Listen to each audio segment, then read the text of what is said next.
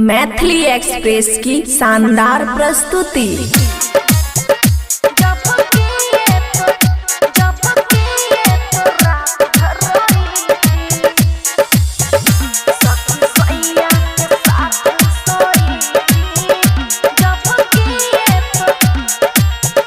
कैसे बीतल सुहाग रात कहो कहो हेला जात,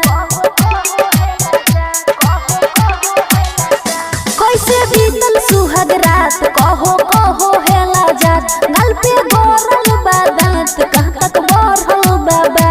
सखी सैया के साथ सोई थी जब कि ये तो रात भर रोई थी। सखी सैया के साथ सोई थी जब कि ये तो रात भर रोई थी। बाप रे बाप।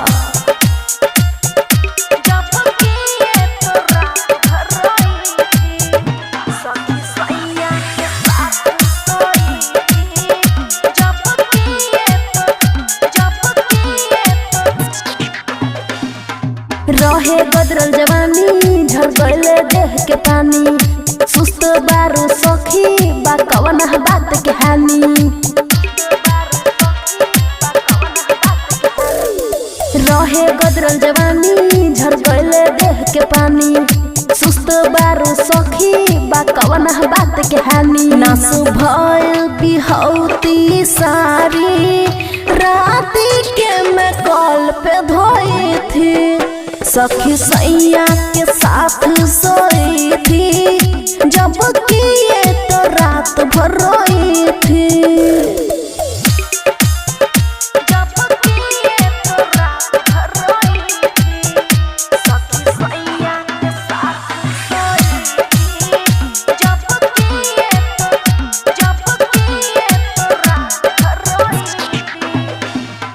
जीजा अमन अकी चलले कबले चौकी।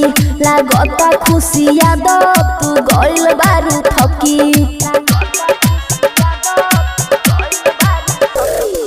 जीजा अमन अकी चलले कबले चौकी। लागता खुशी यादव तू गइल बारू थकी। राइटर देवेंद्र दीपाली के प्यार में रात भर सोई थी। सखी सैया के साथ सोई थी जब कि ये तो रात भर रोई थी। खुशी रिकॉर्डिंग स्टूडियो बलुआहा।